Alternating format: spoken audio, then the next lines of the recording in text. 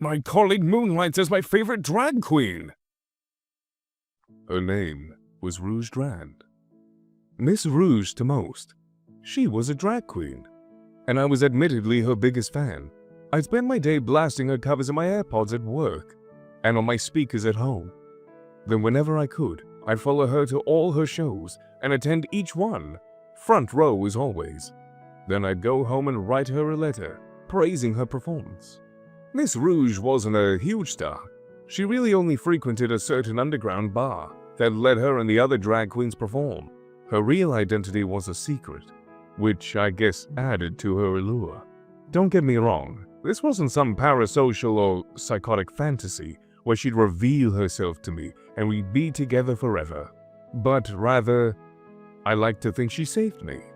Well, drag saved me. The confidence of these queens in their beautiful costumes brought me back to life after quite a while of wandering and self-loathing. Miss Rouge knelt onto the stage, her hand gripping the mic tightly as she got to the bridge of the song. Her vocals were powerful.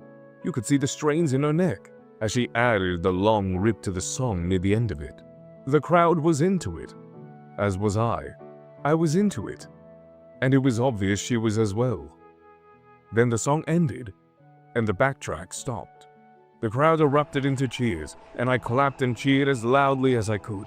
Thank y'all so much for coming out tonight. I know y'all are probably so tired of hearing me sing that song as my closure, but you still sing along every time, and I'm so grateful for y'all. You guys are the reason I'm headlining this quaint little bar right now. And who knows, maybe we'll get famous one day. Thank you again for coming. She said all of that in one breath and stopped to catch her breath. Her chest was rising and falling heavily as the crowd once again cheered her on. She bowed and started to wave frantically at them, and for a moment her eyes caught mine, and I felt like she was smiling directly at me. I cheered even harder now, and she bowed once again before walking backstage. I checked my watch now, 10:38 p.m.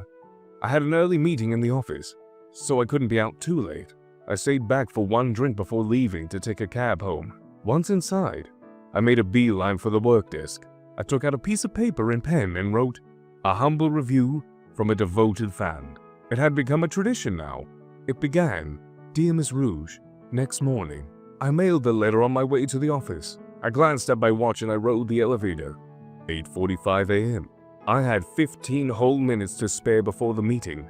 Might as well make good use of it.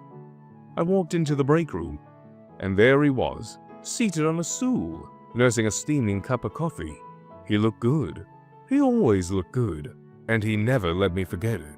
Always in my face and in my business. We were always bickering. Everyone in the office could attest to that, and our work frequently crossed paths, making things harder.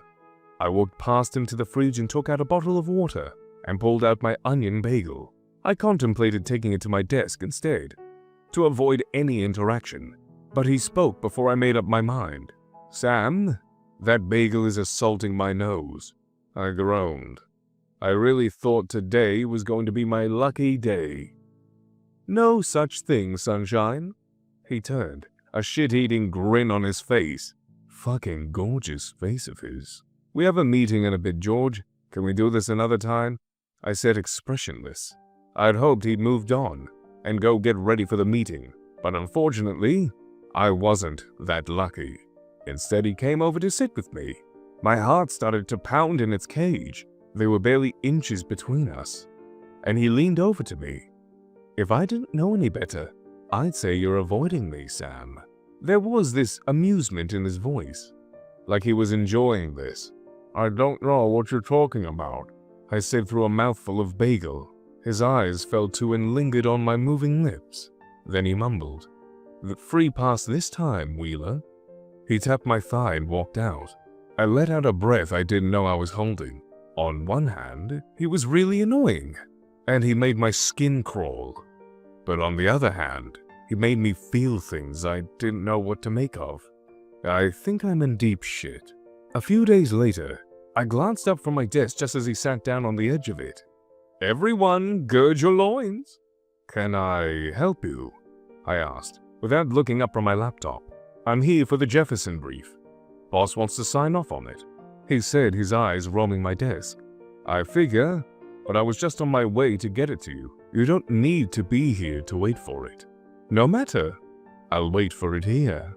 Ugh. His presence hovering around me annoyed me and ruined my focus. But I was determined to get through it. Nice penmanship, he said, flipping through my work notes. I snatched it back immediately. Ever heard of personal space? What the hell? He held up his hands and shrugged. Sorry. You don't need to be here. Can you leave? My voice rising an octave high. You're aware this brief was due 2 hours ago, right? He crossed his arms. And I will get it to you as soon as possible. My deepest apologies for the delay, I said dryly. He glared at me. Fine. 15 minutes, Wheeler. And he walked away. 1 week later, I wondered about the fate of my letters to Miss Rouge. There weren't any updates from her site, or that bar about any new performances. It wasn't awkward, in fact fairly normal, but I'd be lying if I said I wasn't curious to know what she thought of the reviews. Regardless, I focused on work to keep the curiosity from driving me crazy. I also found it weird that George was keeping his distance from me. If we happened to find each other in the same room, trouble ensures. But he didn't actively seek me out to provoke me, which was surprising.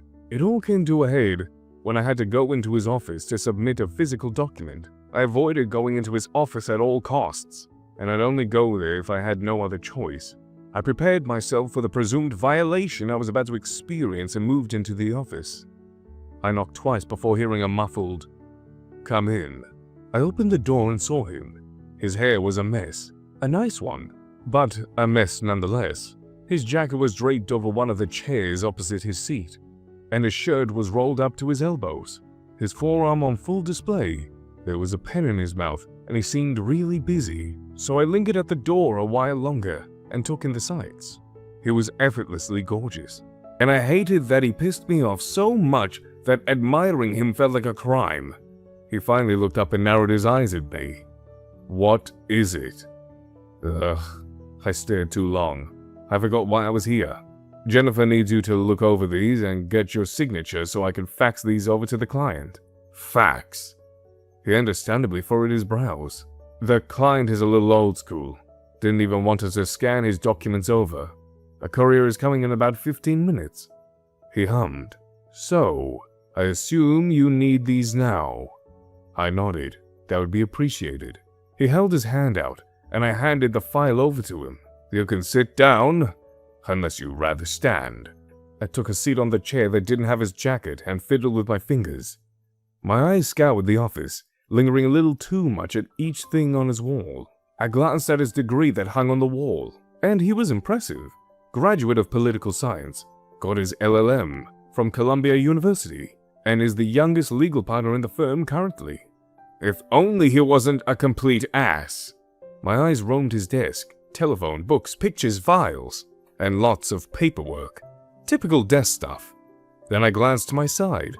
A small couch. There was nothing on it, save for a singular white envelope. I glanced to make sure he wasn't looking at me. I zeroed in on the envelope. Then I saw it. It was the letter I sent to Miss Rouge. But what the hell is it doing here? He cleared his throat, and my eyes snapped back up. "Everything looks good here. I'll sign, and you can get this to the client." But I couldn't get the thought of that letter out of my head. I glanced at it once more before I left the room. The presence of that letter lingered on my mind all day and kept me distracted from everything I was doing, even till the end of the workday. I was in the parking lot when I heard footsteps. I glanced up and saw George scurrying down to his car, a duffel bag in hand. He fiddled with his keys in hand, and they dropped. When he went down to pick it, I noticed a piece of red sticking out of the duffel. Then he got back up and locked eyes with me. "What are you looking at?" "Nothing," I replied, and he got into his car and drove off. Suspicious. I decided to follow him. Maybe he had some connection to Miss Rouge, and I could use it as leverage or something. He stopped at a building, and I parked a little way behind him. I saw him knock on the door, and it opened, revealing Tommy, the host of the drag shows at the bar. They embraced, and George disappeared into the building with him. Well, isn't this interesting? I had spent the entire weekend thinking about what I saw, I drove up there once and saw George there again, further confirming my suspicions. Although we had been in a ceasefire period, I still felt I had enough to get him off my back for good. I had a pretty good idea that George didn't want anyone knowing of his secret identity and intended to use that. Was it cool? No, but I had to do something, or else I'd be suffering in silence. I noticed he was alone in the break room, so I went over to meet him. I opened the door and leaned against it, till he turned and looked at me. "Do you need something?" "Yeah, I do actually. I have something to show you." "I think it's pretty amazing." George held a guarded expression on his face, but said nothing. I approached him and took a seat next to him, pulling out my phone and sliding it over. I watched as his expression went from blank to fucked in a matter of seconds, and I knew I was on the nose. You know, if you had come out and said you were Miss Rouge, I would have never believed it, not even if you took the wig off in front of me. But here I was doing my job, and I found my letter in your office. Talk about surprise. I had a grin on my face, his voice reduced to a whisper. "You stalked me?" I scoffed. "Oh, come on, George. You and I both know you can't prove that. You and I know Tommy. It could have just been my lucky day." He sighed. "What do you want, Sam?" I smiled. "I'm glad you asked. Miss Rouge is an inspiration. What does it mean that you're picking on the little guy in your office, while moonlighting as her is a bit of a contrast, no?" George scoffed. "You're doing this because I'm picking on you? That's pathetic. But you know I've been sitting on a secret of my own then. What would people think if they found out you like drag?" "Then tell them." I shrugged. "But I'm fine with it. You aren't. I just want peace. I hate having to leverage this info for it. Practice what you preach, man. It's not that hard. I don't want to hate you. So let's be civil. Can you do that? For her?" He blinked, the ghost of remorse washing over his face. "Fine. Truce." He held out his hand for me to shake. I took his hand and shook it. Truce. Then he walked out of the break room. A month later, peace had started to reign. I wasn't getting harassed at every turn because of George. We had a civil working relationship. It felt nice, being peaceful and all in the office. Meanwhile, Miss Rouge had finally announced her comeback.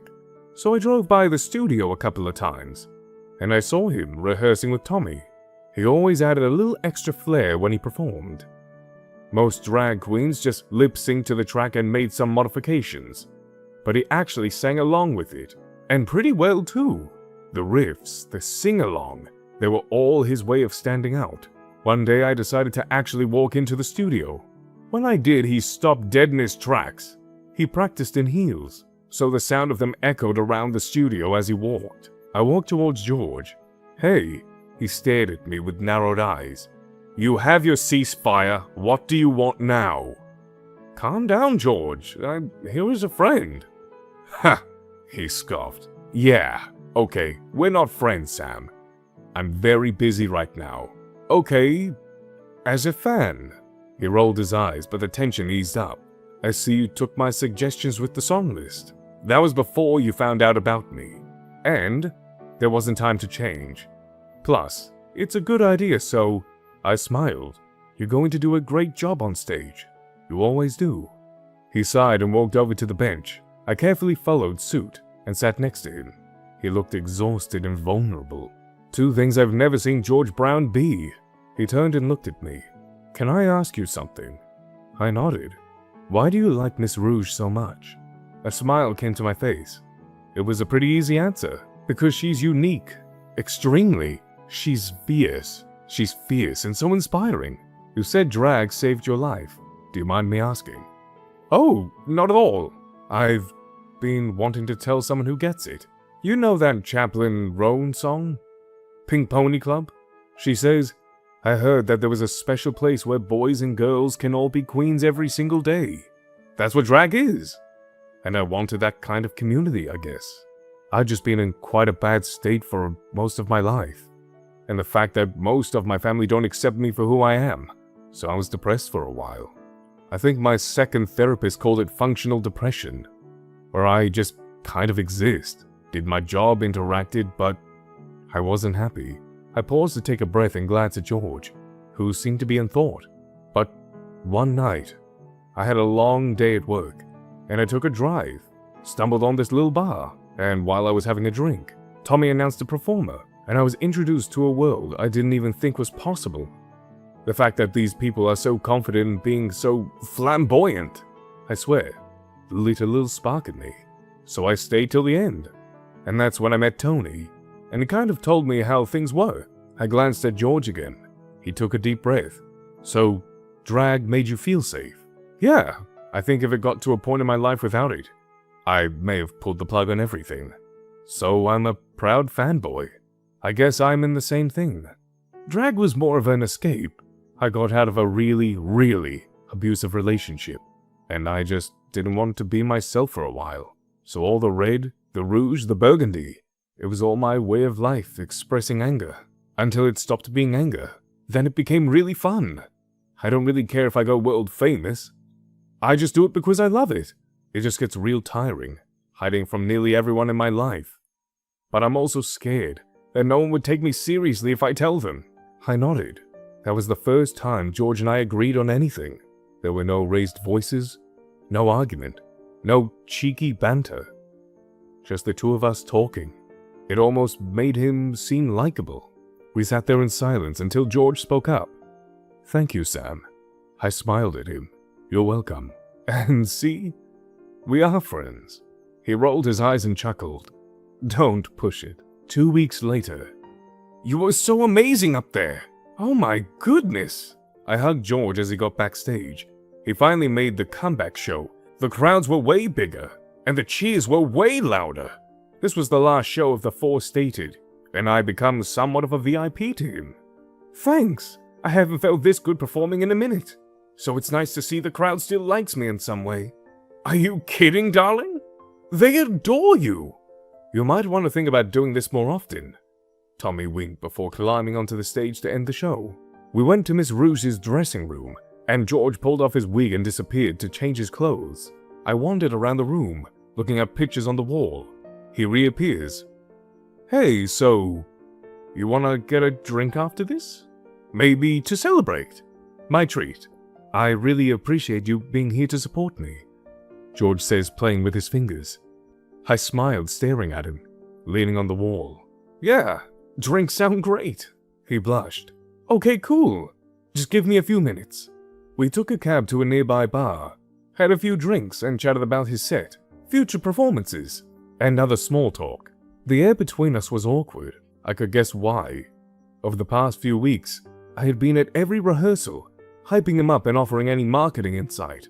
We'd grown close, and the attraction between us was undeniable. I'd always been drawn to him, but our constant bickering made it easy to ignore. Now that we were getting along, those feelings were intensifying, and the alcohol wasn't helping. After an hour, we called it a night, and we shared a cab since our apartments were on the way. Thanks for coming out. I have a bit of a brainstorm to do for my next set, but I think this was a success. Thank you. No, come on, George, this was all you. You were so determined and focused. All I did was suggest a few things. You're way too modest, you know that? He asked. It was close enough to me now that I could smell the bourbon on his breath. I'm only telling you the truth, George, I said, my heart starting to pound. The truth. He leaned in closer, tugging at my collar. Kiss me, Sam. And so I did. He kissed me back, his lips soft and warm, and tasting like bourbon. His hands snaked around my neck, and he grabbed a fistful of my hair. A sense of urgency in the way his lips took hold of mine. He wanted this as much as I did. I could tell him, and I was ready to give in as soon as he said the word. The cab rolled to a stop in front of his apartment, and he pulled away. He steadied our breaths as the cab meter stopped counting. George got out of the cab first and gave a cab driver some cash. Then he turned to me. You coming up or what? The next morning, I woke up with a really bitchy headache. It was bright, and the sun made sure to yap about how bright it planned on shining today. Pretty thing. The bed I woke up on was alien too. I was in my boxers, and my eyes scanned the room, and I noticed my shirt was squeezed on a couch. I angled further and noticed my pants on the floor of the bed.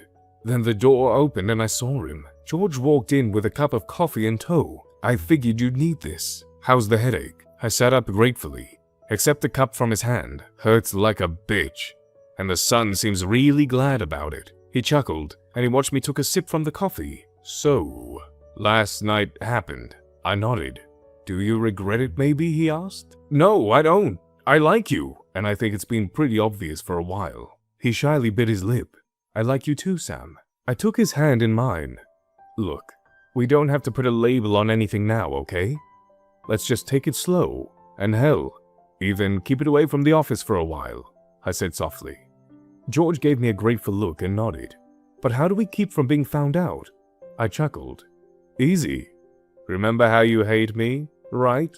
3 weeks later. I'm not gonna lie. The kiss and tell thing was extremely fun. We bantered like before, only with no animosity between us. At first, it worked like magic. We'd banter all day in the office, then go home to whoever's apartment and laugh about it all evening, and make love all night. It was the perfect formula. George was flirty, funny, and sweet whenever we were together. He loved holding hands and kisses, and was quite romantic. The only problem, I suppose, was his paranoia problem. I knocked on his office door twice before I got permission to enter. I entered carefully and closed the door, leaning against it to anticipate any intruders. I know that look. You look really hot today. You know that. I bit my lip. When do I not? Well then, come here and let me kiss you. He stood up and walked towards me. I inched closer. When he placed a kiss on my lips, he wrapped his hands around me, pulling me closer. Then we heard a knock on his door, and he jumped, shoving me aside immediately. It was weird, but I brushed it off. It would startle anyone. It happened again in the break room, and once more in the elevator, and he covered it up with a snide or rude comment towards me, which would hurt my feelings. But he'd apologize later on, and I'd forgive him. I knew it was only a matter of time before it really got unhealthy, and I was proven right one morning when George asked to talk to me outside. Hey, what's up? He handed a brown envelope to me. What the hell is this? I opened the letter and saw pictures of him at dress rehearsal with Tommy, and the note that said, Hi, Rouge Grand. Where is this from? You tell me, Sam. We're supposed to be bantering with each other, right? You don't actually think I'm doing this, do you? You're the only one who knows my secret in the office, Sam.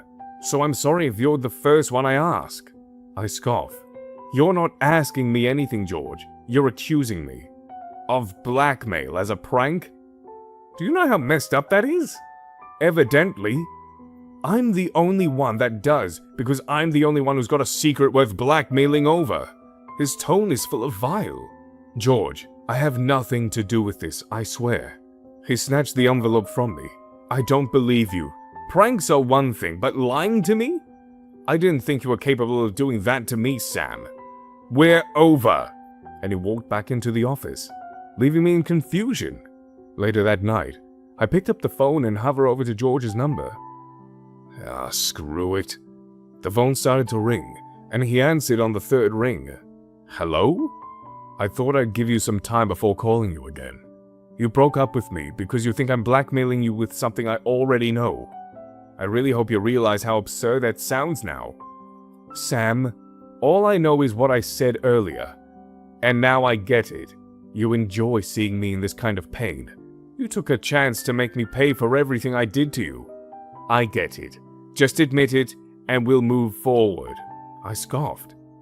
Are you so paranoid about this Rouge Grand business that you throw away one of the good things going on in your life for it? It is the only good thing in my life. Sam, I won't let anything jeopardize it. His voice rose an octave.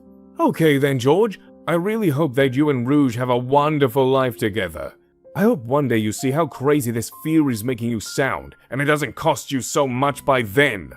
But till then, just please stay away from me. No banter, no truce, no need for that. Then I hung up. 2 weeks later. I hadn't spoken to George in weeks. I haven't gone to a Miss Rouge show either. Couldn't bring myself to listen to her covers anymore. Work with him was like he didn't exist, and I felt like people perceived that, so they helped in keeping us away from each other. Avoiding him was hard, though. I realized 13 floors of a firm was way too small to avoid one person, but I tried to be committed to my promise. I had already let too much go when his paranoia began, but that was the end of it. If anything was going to be fixed, he had to do it himself. One morning, however, I was making copies when I noticed a few people gathering around a certain cubicle. There was giggling to be heard, but I ignored it. Then I heard Rouge's name from the herd, and my ears perked up. They talked about how they left an envelope on George's desk just to see how he'd react. I wasn't sure how they found out, but I assume it had something to do with his emails. Then some stalking. I felt hurt all over again, and I couldn't stand them laughing about the whole thing. So I walked up to them. "So, you guys aren't even remotely ashamed of yourselves?" The noise died down. "What are you talking about? You made George feel scared for his life. This was a part of his life he kept from the office for good reason, and you guys really think that pranking him was a good idea? How old are all of you? I know you guys don't know him, and you probably thought that it was just a funny thing he'd laugh off, or you get a few jokes in. But it really wasn't. George loves drag, so what? It saved his life, and you guys are a bunch of assholes for making him feel ashamed of it. But what am I saying? You're a bunch of loser virgins who have nothing better to do but invade people's privacy and be incels on social media. Screw all of you!" I walked away from the herd, all whom remained silent. I walked towards the elevator. George stood in front of me, an apologetic look on his face. I didn't want to deal with that, so I turned around and walked to the break room instead. I got in and took a deep breath, but I felt him behind me. "I'm sorry." I turned around. "No, you blamed me for this. You were so sure that I was the one who did this." He walked towards me. "I'm sorry, Sam. I was just scared. I never should have put you through that. I should have believed you. Please forgive me." I stared at him. "You want me to forgive you? I fell in love with you, you paranoid asshole. And you called me a blackmailer. How fair is that? Would you forgive you?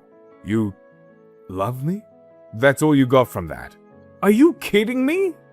I shook my head and tried to walk out, but he held my wrist. "Sam, please, I'm sorry." He stared at me apologetically. I want to forgive him, but I wouldn't have been fair to myself. I shook my head. "I meant what I said, George. What happens next time? I really can't do this with you, George. Not while you're scared. I'm not going to fix you." I pulled my hand away from his grip and walked away. 1 week later, I heard a knock on the door and went to open it. Lately, my free time has consisted of binge-watching shows and watching YouTube compilations. And it started to get boring. "George, what are you doing here?"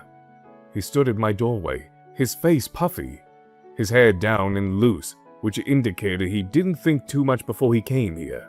"You said you loved me. Is that true?" "This again. Please. Is it true?" I sighed. "Yes, it is.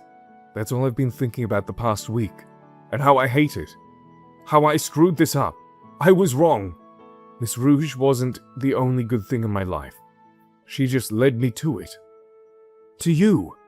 I get it now, and I want to stop being scared. Please, I love you." I sighed. "Are you sure about that?